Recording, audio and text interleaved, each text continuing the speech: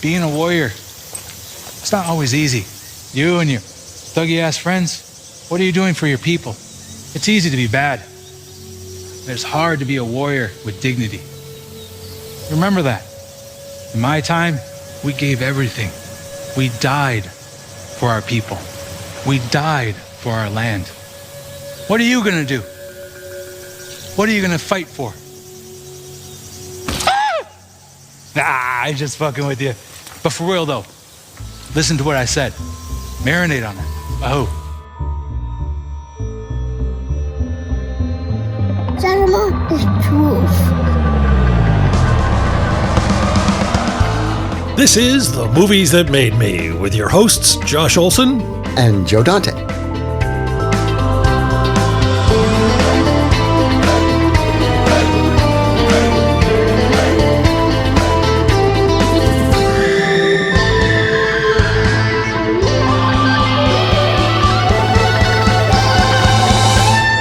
Inappropriate to greet you as oh my god, I was just taking a look at as a white guy. No, some of the no, I want to go like, hey, hi, aho, Joe and I were just talking. We had Sterling on the show a couple of years ago when Reservation Dogs was on, and I think I told you we met the other night. I'm just such a giant fan of that show, and your character was so. I hadn't seen that character before. Oh. Neither have I. Putting it mildly. You're like, oh, he's the spirit of the noble warrior. And then he like farts and falls off his horse. But still manages to impart incredible knowledge and wisdom. And oh my gosh. Do you have your Melania tickets or have you already seen it? Or you Oh, yeah, I got early access. So I was allowed to see it on January 6th, actually. So perfect day for it. They had a special screening for January 6th fans. I'm actually, we laugh. It's like, Joe, I am going to go see it on Monday with a couple comedian friends because the instant I can get my hands on a QuickTime file of it, I am editing a new version of the film. So the director's cut. Yeah, cannot wait. But it's fascinating to me, actually. I have to admit, I've actually gone on to the website on AMC, the app, just to see there people are going to see it. So it's interesting. They seem to be. Yeah. I mean, do you remember the we were just talking about this too. The what was the name of it? God, Freedom, the Jim Caviezel movie a couple of years ago. Yeah, the Freedom Fighter, whatever that was. Yeah, Wings of Freedom or something. Something like that. And where these church groups bought like millions of tickets to pump the sales. But they had it coming and going because they would buy all these tickets to inflate the sales. And then when people would go, oh my God, these theaters are empty. These sold out theaters are empty. They would go, it's a conspiracy. They're trying to scare people away from seeing this bold movie. That's what's going on. It's wild. No, I'm happy for you. Good job. Go see the movie. Tell me how it is. It'll be fun. Very much looking forward to it. Anyway, but no, thank you, man. Thank you for coming on. It's I very much enjoy your work. I'm not sure if I told you this, Dallas. We never tell Joe what the topic is going to be. Oh, all right. Porn. We're doing porn. My favorite top 10 porn. We have never done that one. Never done that one. But yeah, do you want to tell Joe what your topic is? And let's get into it. It's a good one. I need this right now. My topic is animated films with a lean towards anime. I felt conflicted because, I was like, oh, I want to talk about anime, my top 10 anime films, but then also like animated. And I don't know if anime is anime underneath animated films? Because I feel like they're not. Anime is an offshoot. It's almost a separate genre now. Exactly, but animated films. You could say your 10 favorite animated films and do nothing but anime, but if you do your 10 favorite anime films, you can't do anything that's not anime. Yeah, that's why I said animated films. That's right. Because there's one or two here that don't. Yes. We're very strict about the rules here. Yeah. Yeah. We'll be fining you if you deviate. It's how we support the show. Yeah, through the fines, Just through the tariffs. With the fines, yeah, and the tariffs. Yeah. The tariffs. We got that idea Exactly this year. Right. Yep, there he goes. You guys have some. You guys have some solid economic policy platform here. Yeah, it works. It works. We're going to crush all the other podcasts. But yeah, let's jump into it. I mean, are you what's your history with, are these like movies you saw growing up? Are you a particular like animation guy? Are you? No, I'm not like picky. I'm not stuck. A lot of the films I picked, I guess, influenced me as an artist, but also influenced me on a personal level. I have some personal connections to some of these that is just because I'm a dad and I got kids, and I end up enjoying them because my kids enjoyed them, and then some of them I've shown to my kids to expand their world. So I put together a list of different animated films that I think are in some ways thought provoking for me. Let's do it. What's first? All right. Hey, so you guys rank these or not? No. Fuck the ranks. Yeah. Okay, so the top. It has to be said, if you're talking about anime films and some of the best out there, I have to say it's cliche, but it's Akira. Akira was monumental as a kid. My dad introduced to it, so I have that experience. I'm a millennial, born in 1983, going to the movie rental store with my dad, and just exploring movies. And he introduced Akira to me and my brother. Had he seen it already, or you just saw it with him for the first time? We all saw it together for the first time. And it's become a staple, a cornerstone. Actually, and so Akira, there's two different English dubs. There was the original dub that a lot of us saw in the early 90s, and then they did a redub because they were like, they didn't do a good job of translation. I think they had not. Whoever distributed over here didn't quite realize how much of a phenomenon it was, and they'd kind of skimped, is my understanding. Yeah, but what I loved about the original is they had accents. The original English dub, they all had almost like a New York, New Jersey accent. Oh, and I feel like that brought so much color to the story of these characters. Yeah. The redub, it probably is more technically accurate translations, but it's so bland. The voices are so bland. Oh, that's wild! I didn't know that. I think I must have only seen that original one, because that sounds, yeah. When one of the guys goes, "That pea brain," it's like, and now it's like, "That idiot." Oh, yeah, loses the color. Not as good. No, not as good. Definitely not as good. And so, what was your like? How old were you then? You were a little kid, or? Ooh, I don't remember. I was just young. I mean, teenage years. See, my dad is an organizer. He works for environmental justice organizations since 1993. He's traveled the world advocating for indigenous communities all across the world. And his outlet was movies and early AOL chat rooms. Yes. Yahoo chat rooms. But it was like the time for us to bond, Wait, can I ask, how old's your dad? My dad is 75, 76. Okay. All right. So he's old. Okay. Yeah. So yeah, we would bond, and he was really fascinated about international films and like, more than just your Disney movies. Yeah. Yeah. And did you get like totally, were you, because there was a phenomenon around that movie when it came here, and there was really nice, because it was based on a graphic novel, right? And they, or a manga, and it was one of the first, I think, mangas that got reprinted over here, at least, by a big company. Because I remember when those books were coming out, and they were just stunning to look at. And should probably full disclose at this point. I have this thing, and I know it's me.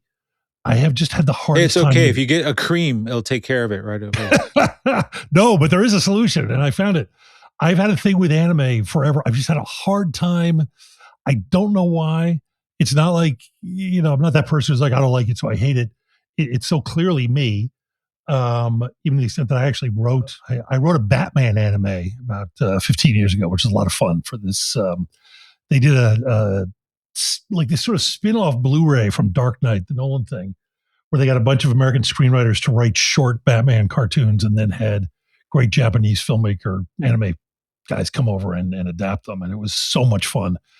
But the thing that has really helped is now I have a 3.5-year-old. And, you talk about how much fun it is watching with your dad and then watching with your kids. To me, it's like I liken it to this vampiric experience where I get to like leech off his experience. And we have started watching some Miyazaki things like Neighbor Totoro and he loves them. And watching them with him, I'm actually so glad I never saw these films before, because just like experiencing it for the first time with him has been amazing. Oh, yeah. It's like now I see it. Like I see it in a way that my two eyes by myself were incapable of seeing. And now it's like, oh no, it's great. That's a great experience, man. Hell yeah. That's what it's all about. Especially in those films, that's the audience. But as an adult, you can also get the greater themes that are meant for the adults. Exactly. Yeah. I can't wait. It's like in all these movies ahead of me, like I'm looking forward to going back and seeing Akira with him where, because he'll be way more. It's a bit heady, but I think it's great. I actually, in all of these movies, there was a, I don't know who said it. I have no idea who said it, but there was a quote I heard of that. If you are interested in making movies, if you are interested in being a director, a writer, but especially a director and editor, watch anime. Like, watch anime to study its form and how they're economical with their time. How much information can be conveyed is so amazing. And the pacing, because it's all intentional, right? It's anime, it's a full animated process. You have to draw it. Yeah. the intention of how much space they give each shot means something. Yeah. My second movie I have here is Ghost in the Shell. So Ghost in the Shell, another pivotal movie. I would say probably one of the second biggest anime movie that put anime on the radar for those of us in the United States. That movie, how it conveys the story without words, just the images, is so freaking good. Halfway through the movie, there's almost like a montage scene. There's like a intermission of sorts. It's like 11-minute montage, no dialogue, has really nothing, no impact on the story at all. It's just 11 minutes montage of the world in which the story is happening, which gives greater context to the story that's being told. And it's fantastic. All it is music in this montage of this gritty techno future punk world. And it's fantastic. That one I've never seen. So yeah, definitely. You got to watch it. It's great. It's also based off of a manga. There's a TV series. Yeah. There's like a bajillion episodes, like live action remake. Yeah, live action remake. But the concepts it was pushing forward, I mean, it's still relevant to today. It's the idea of like, what does it mean to be human, right? In the world of supercomputers and AI, like what determines the soul? What confines the soul? Yeah, these kind of things aren't they a little more pertinent even more now than they were when I was just sending Joe the trailer for this Darren Aronofsky History AI. Oh my series. God. What do you guys think about it? I don't think have you looked at it yet, Joe? No. I was busy. Yeah, I was busy trying to reconnect. I mean, setting aside all the if I just judge it as work and try not to think about the horror that is being inflicted on us by, big name filmmakers engaging with this stuff, I thought it looked just freakishly awful. But is it? I mean, I was like, is this real? Is he actually making a movie? Here's my theory. I'm being generous. I'm always looking for, like, when somebody does something appalling, I think it's just it's a function of writing. It's like, okay, yeah, it's easy to go, oh my God, look at that asshole. But you go like, but what's he telling himself? How do you play Hitler in a movie? You gotta find like what motivates Hitler. So I'm like, what? And the only thing I can come up with is Aronofsky's like, I know how to kill AI. I shall throw myself in front of the firing squad and do this from thing. The inside. It's that bit where, like, where the kid has to tell his dog he hates it so that it will leave, just even though it's breaking his heart inside. He's got to pretend that he wants to be making these things and sacrifice his life and career so that the rest of us will be saved from ever having to go down that road. That's my generous theory. I'm down with that. We were talking about so as long as you're here and you've got kids, and these are all movies I'm here. There's going to be a pop quiz at the end of each one. At what age, and keeping in mind you're talking to movie people, so we were all raised by dads who took us to wildly inappropriate movies too soon. So that's my intention. At what age, like, can I take my kid, or can I show my kid Akira and Ghost of the Shell? Is that like, what do you think, 9? if he's 6 years old, take him now. Take him 6? now. Okay, he's 3.5. Blood, girl. Yeah, 3.5. There's a boob 6? shot in there. Yeah. Okay. Yeah. I saw my first movie. Hey, my dad was taking me to Conan the Barbarian and Hellraiser. So there you go. Exactly. My standard's a little different here. Well, he hasn't seen Conan, but for a while he was doing an interesting version of the Best in Life speech. So, what is best in life? Crush your enemies and steal them away before you hit the lamentation of the women. It's so good. It's so good.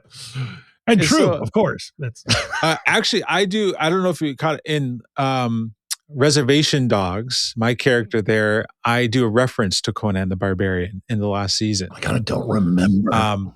Where I'm telling a story of, I was like, I was marauders wiped out my village and I became a gladiator in the fire pit. Like, I did a whole, it got cut. Yes, like, yes. I did a whole reference to Conan the Barbarian. That's great. It was my little challenge. Every time my character was on screen, I would try to do as many movie references as possible within it. I did a couple of Dune references in there. Joe actually I tried doing a couple of Gremlins references that got cut. So, oh no, I think that's the idea of that character. My character in that show was just like, it's a conversation. The conversation of what made us, the movies that made us. Yeah, that's right. One of the things I love too is that, and it went to the great question, which of course doesn't matter at all, but you can't help but ask, like, is this real? Is this? Is it that? Is the fact that he never, as he says at one point, like, I'm not here to answer questions, I'm here to ask them. Yeah, it's like, that's so great. That's so great. I have no answers. No answers at all. Why look at me? Plan? There is no plan. But answers today. So how old? 6 for Akira and Ghost of the Shell. Okay. Oh, I remember. When did Akira come out? I just remember I was young. Is it early 80s? No, I want to say like 83, 84. It might be later, actually. Wow. Yeah. 88, 89. Crazy. Mm-hmm. Crazy. So, okay. Maybe the book started coming out here before. That could be it. Anyway, sorry. Carry on, sir. What's next? Heavy Metal. Do you guys remember Heavy Metal? Oh yeah. I saw it in theaters. Did you? Oh yeah. Did you have a subscription to the magazine? My dad did. Your dad did? Oh, there you go. Lots of boobs in that one. Movies. I'll let you know. All I could say is that when I was 16 years old, I would borrow those magazines quite often. Great illustrations. The craft was supreme. Yeah, there were great illustrations, and the craft was supreme, and there were lots of boobies. Yep. Dude, see, kids these days, these guys, they don't know how easy they got it. We had to go off of Heavy Metal magazine. I know. Yeah. Get it where you can find it, man. Yeah. Underwear ads and TV Guide. Again, my dad was actually huge. He loved comic books, heavy metal, Conan the Barbarian. He collected a lot Conan the Barbarian stuff. And heavy metal was just right up there with this like far out there, surreal, fantastical journey of these little vignettes, these stories, but like with a modern edge. Like I always loved that. It was like very much mindful of what it was. Yeah. I mean, that movie, I remember being boobs. so psyched when that movie came out because, we had not, I guess there'd been some like stoner cartoons in the 70s, Fritz the Cat and so forth. But the idea of like, full on science fiction based on these great stuff. I mean, it was just like, are you kidding? They're actually going to do heavy metal on film? That's crazy. It's especially the Richard Corbett one, Den. I was like, can't believe they did that. Although a tad cleaner in the movie than it is in the books. That's true.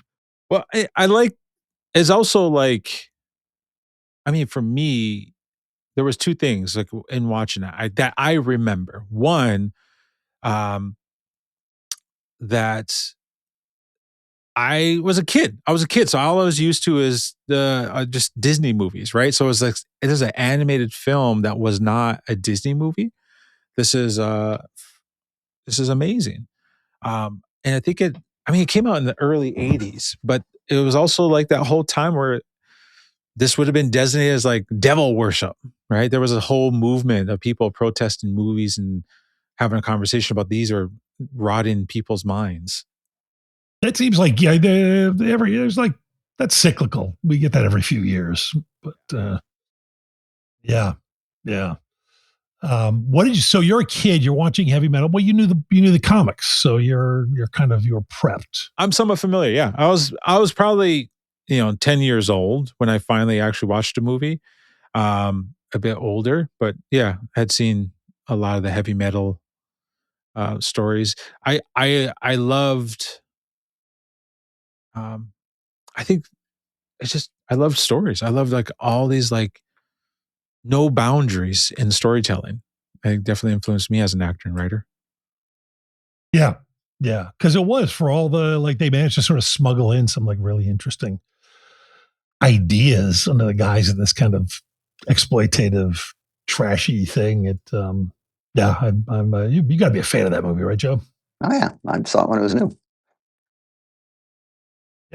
Yeah, no, it's good stuff. Have you? You said, Josh, that you're not you don't watch much anime nowadays, right? Well, it's changing, but yeah. There was a movie that's on my list. It's called Wolf Children. Yeah, name rings, but I've not seen it. It's kind of a weird movie, man. And actually, it's kind of, I'm like, we got it for our kids to watch it. And after, I'm like, should I have let them watch it? Like, on the journey of being a parent, you can't help but think, okay, yes, my dad took me to watch Hellraiser when it came out. Should he have done that? Should he have done that? Should he have done that? Should I do the very same? What are the cycles I'm trying to break? Wolf Children is a Japanese anime film. Well, it has children in the title. Of course you can give it to your kids. Yeah, I'm looking at that poster. This looks fine. It's nothing like outrageous. It's just the themes are very much adult themes. And the story is this woman falls in love with a werewolf, a man that can shapeshift. And they have two children, one of which inherits the power. And the dad dies. And the dad is like, it's the way it's handled is not handled like a children's story. the dad just goes out, he transforms at night, and they find his body in a canal, and they never find out what happened. And the mom moves out to the country in her grief and raises her children out in the country, and is afraid because her kids can't control their powers. And so she's also trying to like deal with this idea of like the future. What does the future hold for them if their dad died because he was murdered of sorts? It's very, very mature. And my kids love it now. Like they're like, really? Okay. They're so grateful they got to watch it when they were younger. But it's not like a happy movie. Of sorts. Yeah. Well, I mean, the thing too, like, thing I'm struggling, every now and then you have an experience and it's something that someone is, like, you show the kid something inappropriate. It's like on the one hand, you can't help but go, oh my God, I'm the worst parent in the world. On the other hand, you're like, well, they did it to me and I came out kind of okay. So I guess it's probably all. Yeah, but kids have been dealing with fairy tales that are really gruesome, for generations. Yeah. I mean, have you seen the Ugly Stepsister? Which is a new movie. It's really good. Just a faithful adaptation from. It is. I mean, it's gruesome, but that's the way those stories were originally written. Yeah, I'm still like, but I haven't shown him like Bambi yet because I'm not prepared to be there for that trauma. It's fair. That's fair. Yeah, but the occasional decapitation, that's fine. No, when the kids were younger, we used to have a minivan. I have 6 kids, and when they were younger, we had a minivan, had DVD system in it, and so we'd buy DVDs and we'd put them on long road trips. We did a lot of road trips, and so we had a lot of animated shows that I would try. We want them to watch more than just Disney movies. They've never watched Pocahontas. Actually, that's the line that we've drawn in the sand. Well, what the hell? Why would you not want what is wrong with you? What kind of father are you? No, they've never watched Pocahontas, but we actually watch a lot of Japanese anime. Hayao Miyazaki films were like at the top of the list. They're on my list. There's the Princess Mononoke is at the very highest. So Princess Mononoke, I think, is the best. In my opinion, is the best Hayao Miyazaki film. Spirited Away is also up there. It's also on my list. Yeah, those are the two that everybody's. Yeah. And I feel like 4 or 5. I need to wait another year or 2 on those. I think 5. I think Spirited Away you can do now. I think Spirited Away. There's some parts where they might get kind of scared, where the witch gets big. Princess Mononoke, it's a bit older. But what I love about Hayao Miyazaki films is how they treat masculinity. Like how they write male and female characters is superb. Because there's a lot of it, a lot of his movies, there's a pairing of a young girl and a young boy. Mm-hmm. But the girl is never like damsel in distress and never actually really truly needs the boy to achieve her goal. Yeah. He's always there to help her. Yeah. But she's not dependent on it of sorts. Yeah.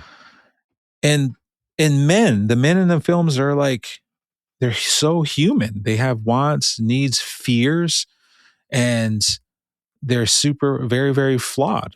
And I always love the depth of that. Yeah. Speaking back to like Westerns and how the archetype of the lone cowboy is very different, right? Mm-hmm. Not much range there. Yeah. Yeah. Well, they're keeping it all in and exploding in violence every now and then. So I loved Princess Mononoke. My dad, again, is an environmental justice organizer. He worked around environmental justice issues. There's a lot of relevancy in that movie. I love that it's also, I'm Native. Surprise, surprise, I'm Indigenous. And that movie talks about Indigenous peoples. I mean, it's set back in the before times of early Japan area where they had Indigenous tribes. And the whole story is this young warrior from this village gets attacked by this demon that's been corrupted by modernity, right? By these factories or whatever.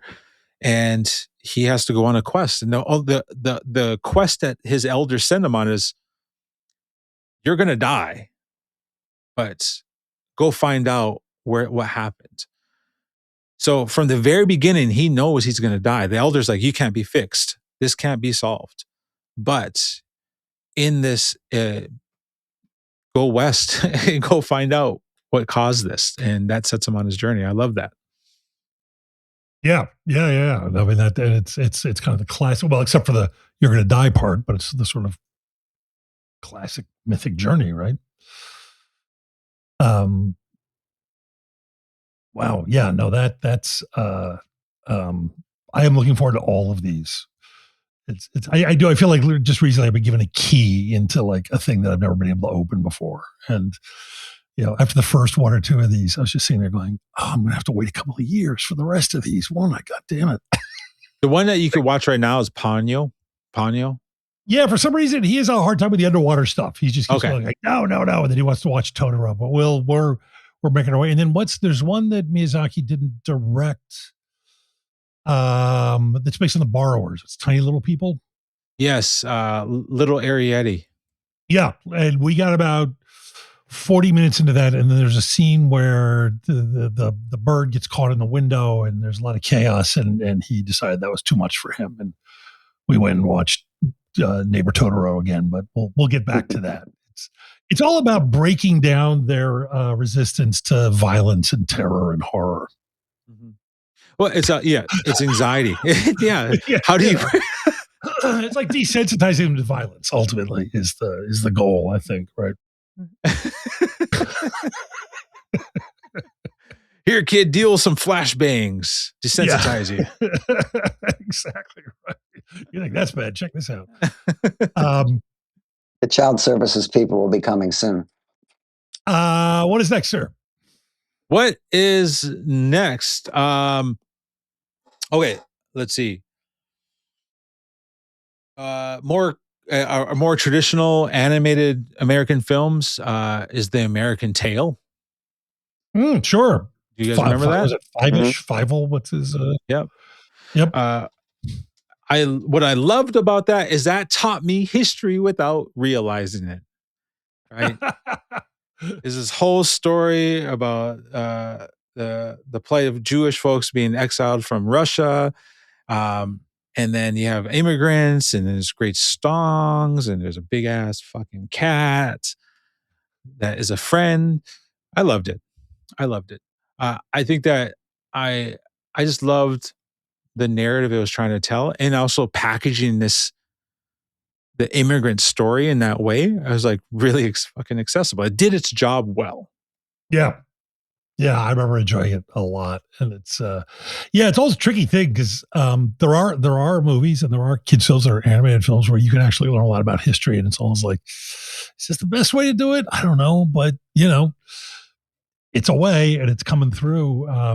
I'm a huge fan. Like, if you really want to understand, the history of Los Angeles and how we ended up with all these freeways, Roger Rabbit is the movie to watch. I was going to put that on my list, but then is it animated? Sure. It's animated. It would be okay. Yeah. We would not fine you for that one. Dude, I just watched that last 2 weeks ago, and it's freaking fantastic. It's so good. There's a shot in there that was it blew my mind. It's so good. Is when what's his main characters? What's his name? Bob Hoskins. Bob Hoskins.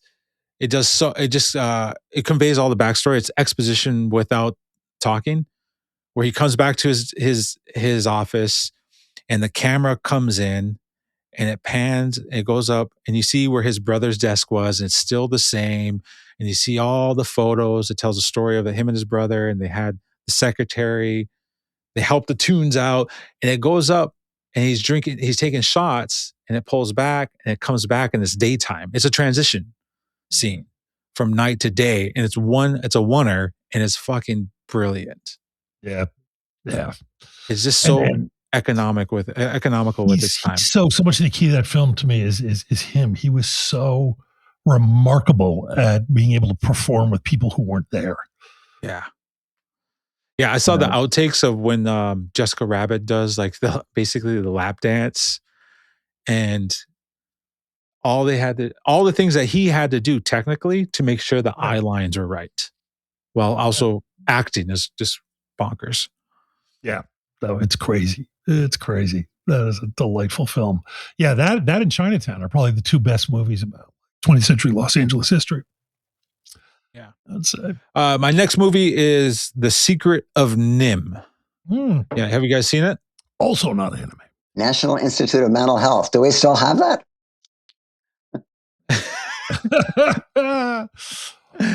Yes, that we was do. They were mice. Weren't they based on books, or am I thinking of something else?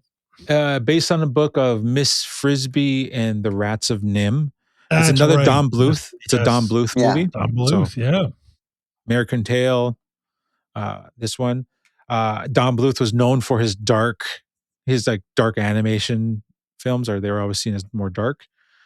And yeah, it's so good. It was one of the first movies I remember watching over and over. Yeah. And did you inspire you to go back and read the books, or? No, never read the books, but I think I tried, but I never finished it.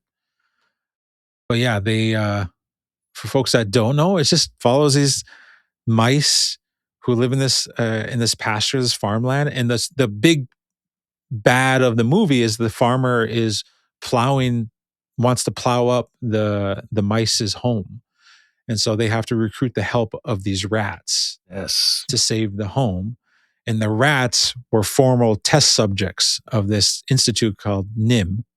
And they are like hyper intelligent rats. Yes. And the thing with him that was interesting, did he came out of Disney, Joe? Or he did. He came out of Disney. He did a short called Banjo the Woodpile Cat, which was it synthesized a whole lot of moments from previous Disney movies, all sort of compressed into one short, and it was technically very well done. Because I remember that there were so many other people doing animation that were going out of their way not going out of their way. They were just very distinctly different looking than Disney. And what was interesting about him was that his films embraced that look. They could have, if you slapped a Disney logo, you'd believe they were Disney films. But there was kind of an interesting edge to them that you did not find in Disney animation. Yeah, he chafed under their guidance. Yeah, clearly. I think he actually was like supposed to adapt a Beauty and the Beast with Columbia, and then they found out Disney was already on it, so they're like, "Oh, fuck that." But he did Land Before Time. He did a lot of those. His classics was supported through Spielberg. Yeah. So Spielberg supported The American Tail, Land Before Time, All Dogs Go to Heaven, another great, fantastic movie. Rock-a-Doodle-Doo, I think it was called. I vaguely remember that. That was, yeah. I think that started going down like his, not as known for those later works. But All Dogs Go to Heaven was another movie I watched. I think I'm obviously huge Don Bluth fan. That's wild. Yeah. God, I had not met him in a long time. Also, he did it was an early video game on Laserdisc or something. I remember Dragon's Lair. Dragon's Lair, which looked amazing. It was infuriating to play. Yeah. It was like, the first foray into that technology. So it was super bad. Yeah. I mean, but it did look great, but you had to do the exact right thing at the exact millisecond or you would lose the game. And it was just like, Arr. But yeah, very cool. Very cool. Next on my list. Let's see here. I only got two more left. Waltz with Bashir, which is a very modern animated film. I don't know if you guys ever heard of it. You watch it? Mm-hmm. Oh, yeah. Yeah. Got nominated for, I did it. It won. I think it won. I think it won. Yeah. Yep. Academy Award, best, I think, documentary. I don't think it actually won as animated. It was a documentary because it's actually technically a documentary. That's right. No, it did not. It got nominated for Academy Award for Best Foreign Language Film. Gotcha. Yeah. Waltz with Bashir. I watched it. I think it was in college at the time. And one, it's the way it was filmed, that the actual technique that they used was pretty unique, and it had a certain flavor to it. And it's just a conversation. This guy, it's a documentary about him remembering his experience in Lebanon, in the war in Lebanon, as a soldier of the IDF, and like dealing with, he was just processing his trauma and guilt being associated with a massacre in Lebanon, and I just really loved the way he approached that. Yeah, I mean, it was a powerful film. I'm just looking here. It was, they submitted it. It's so interesting. They submitted it for best animated film, and then some other decision was made. Like, no, this is going to be foreign language film, which was kind of a bold move on the part of whoever did that at the Academy, because I probably the first time that happened, Joe, like an animated film got nominated for something other than. Yeah, Animation. and I wonder if it would have won in its category if they hadn't moved it. Yeah. I wonder what was the animated film that won that year? We'll edit out the part Where we look. Yeah, but that's a really good question. Let's see. So it's 2008. Well, if it came out in 8, then it would have been awarded in 9. Yeah. Wall-E. Oh, Wall-E. Oh, that's yeah. why. Yeah. High Pixar profile. Can't knock favorite. Wall-E. Yeah. Cannot knock Wall-E.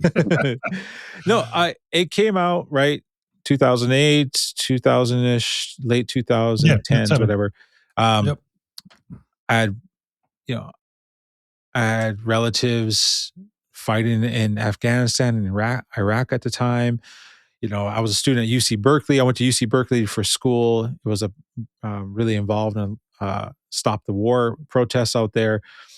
And this film came out, and I think it really resonated with me, this conversation, this ongoing dialogue about trauma and war and the cyclical nature of it, of how traumatizing and that all sides in many ways lose.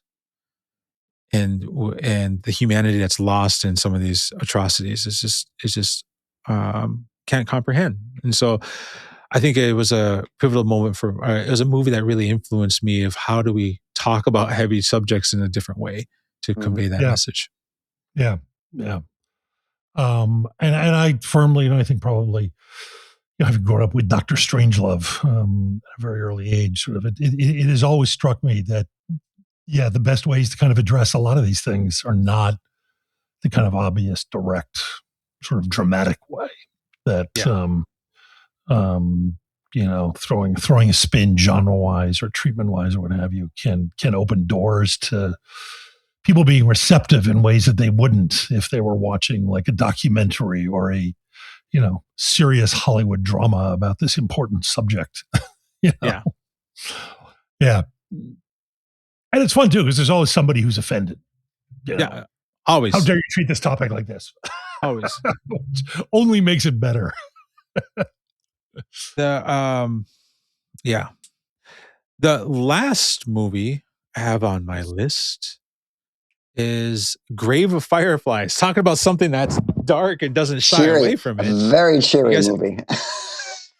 It's a brighten up your day kind of movie. Yeah. Wow. Talk about, I know the film. I've never seen it. Oh, dude, it is a movie that I feel you watch it once. After an American firebombing during World War II. Oh, yeah. No, hang on. We're going to watch that tonight with a kid. Definitely. No, John, it is a movie that I feel you only need to watch once. Okay. I think I've only watched it once, and it has impacted me that much. I fucking cried watching that. Yeah. I don't know what else to say. It's a movie, 2 orphans who survived the carpet bombings in Japan during World War II by the Americans. And it's just a story of this young boy trying to protect his little sister and keep themselves alive. And it's heart-wrenching. And it's just so good at like conveying that story that I never heard of up to that point. Right? I think the thing to acknowledge is, for me, I'm 42.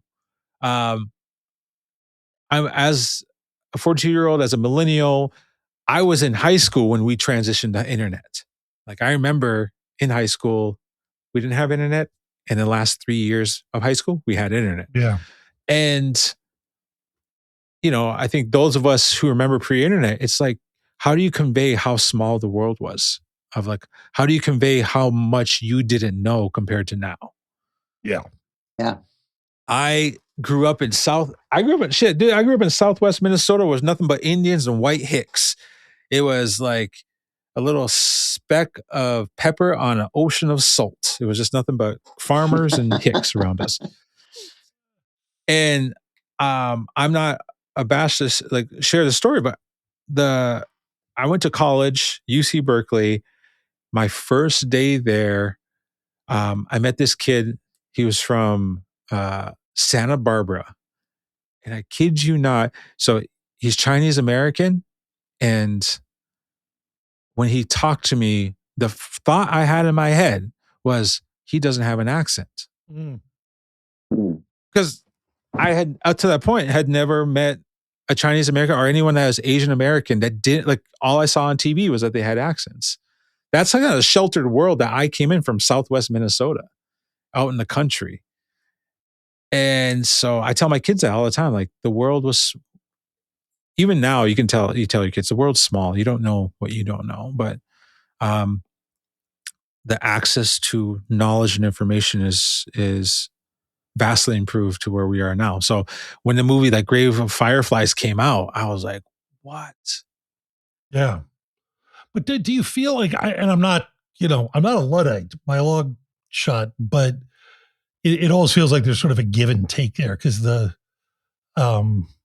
my dear friends with the great American science fiction writer Harlan Ellison, and Harlan had this total recall of everything, which, by the way, he gets referenced all the time on Fallout, his book Boy and His Dog.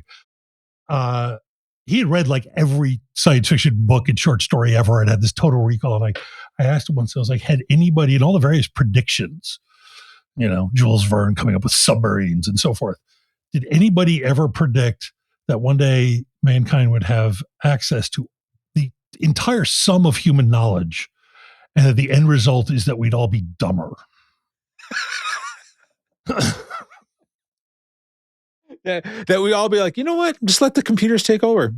It seems like, for every good thing, there's just this horror. I'm like, it's so fascinating to me because it's like, yeah, I can access. I mean, that was my first, I was a big AOL guy when that came along.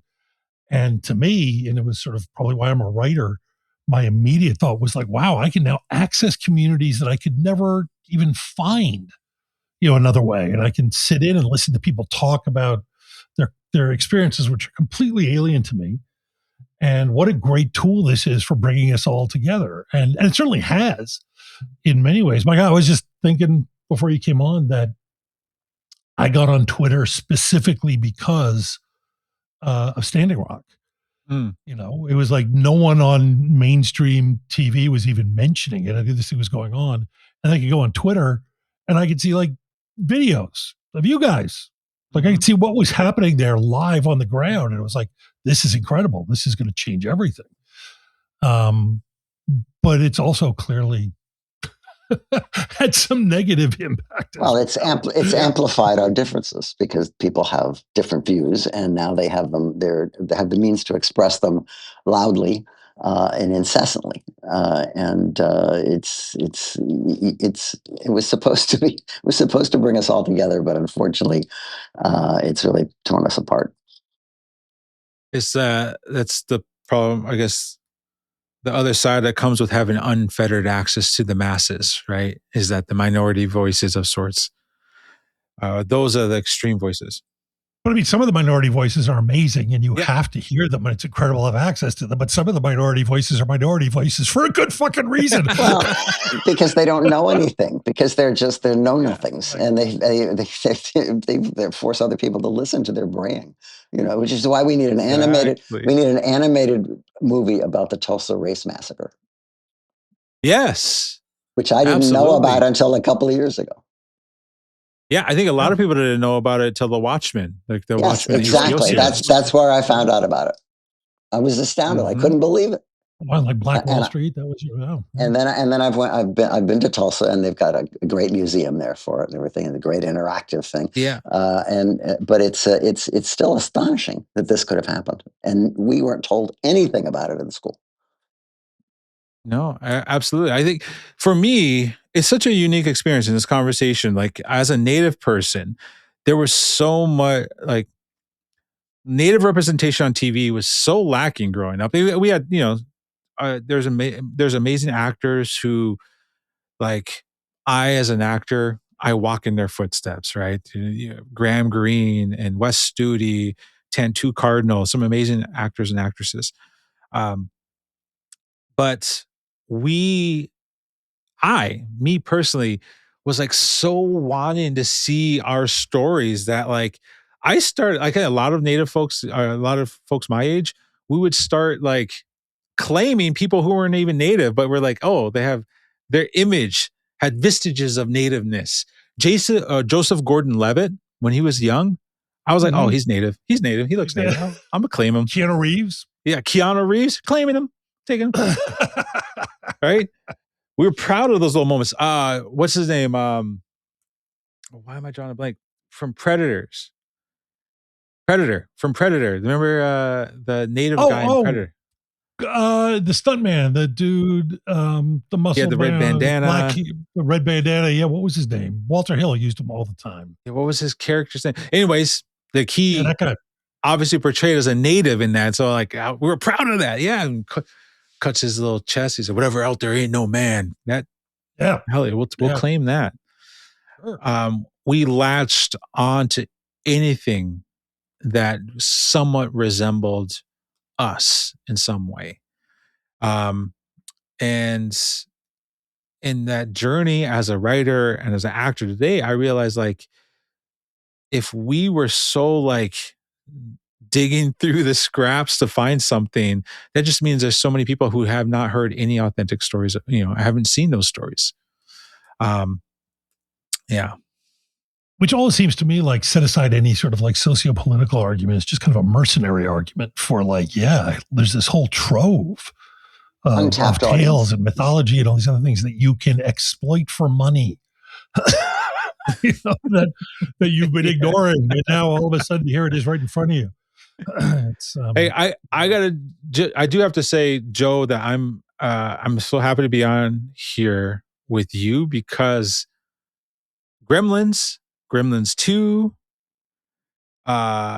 Explorers, fuck, that was huge. Those are huge moments for me.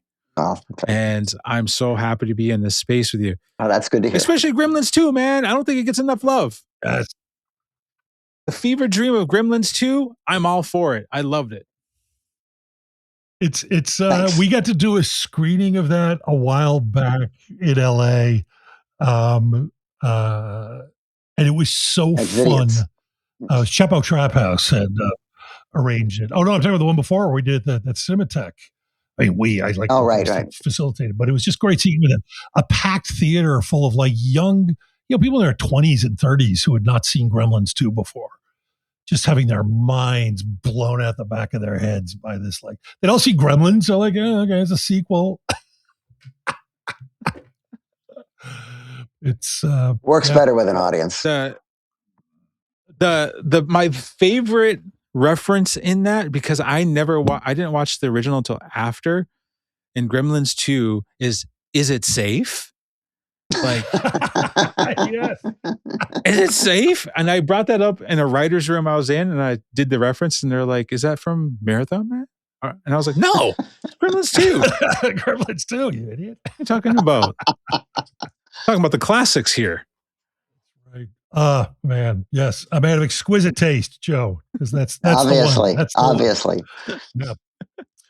I don't know. You mentioned Graham Greene. It's like a movie I just recently discovered that has blown me away. Have you ever seen Clear Cut? Yes.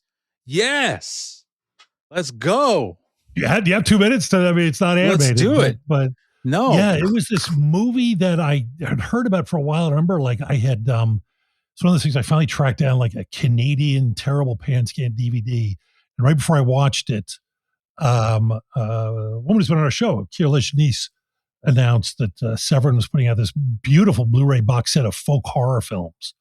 And they did a gorgeous Blu-ray version of that. So I waited and saw it for the first time, like I think a year ago. But yeah, talk about so you've seen it, you like it.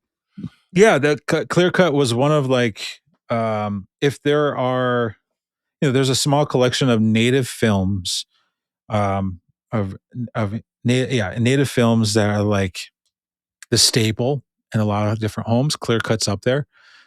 Clear Cut is the idea that there's a log. It takes place in Canada, and this logging company wants to move in and clear cut this massive amount of land, and native peoples are resisting it. And this figure emerges who embodies the rage, the righteous rage of First Nations native peoples on the land, and kidnaps a dude, a executive for the company, and is a vigilante, is on the run and kills a couple peoples, and it's just brutal. It's just like such a great movie, and Graham Greene plays it so damn well, and you don't know whether he's real or not. I think that's what I love about it. It's a mythical character.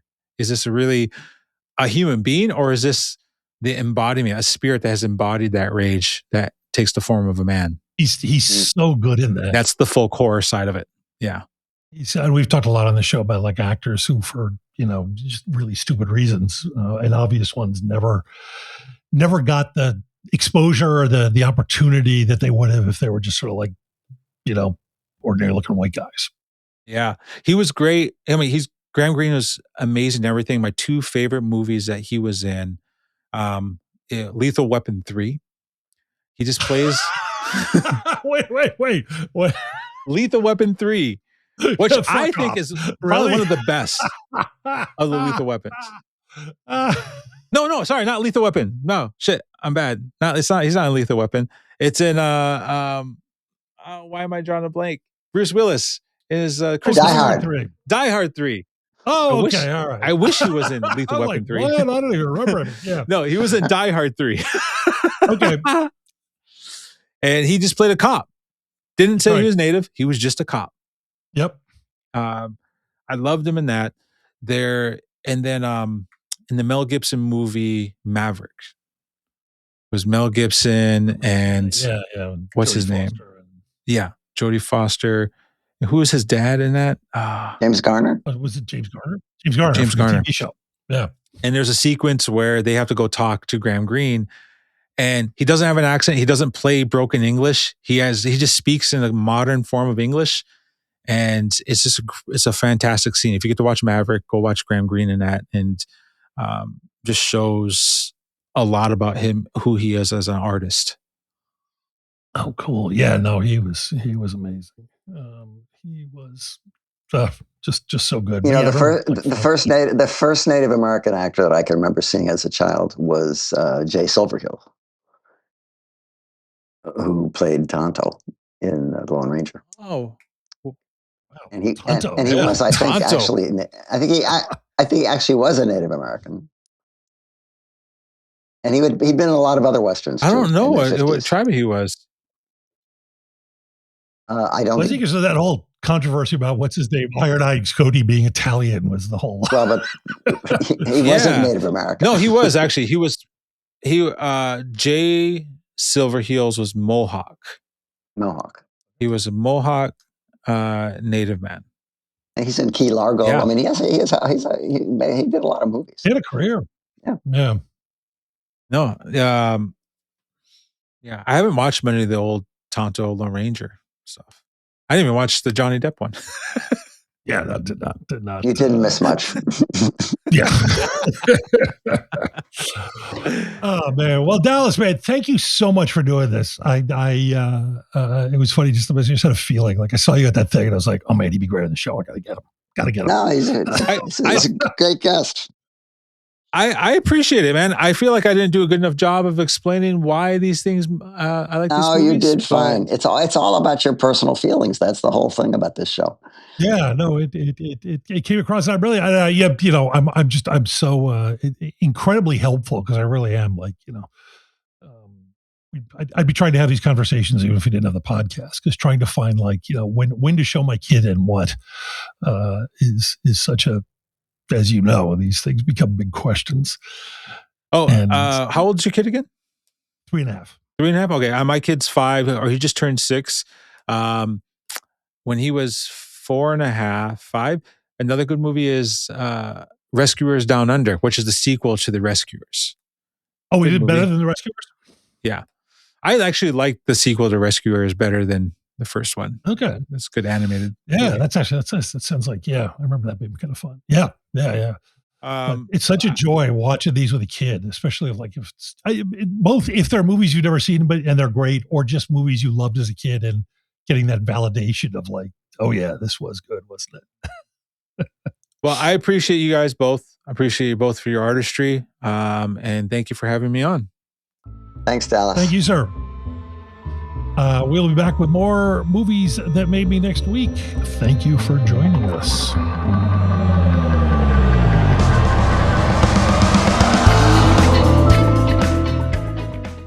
The Movies That Made Me is the official podcast of Trailers from Hell, the best damn movie website there is. Our engineer is the composer Don Barrett, who also transmogrified, produced, and created our theme song. We are proud to be part of the SpectreVision Radio Network.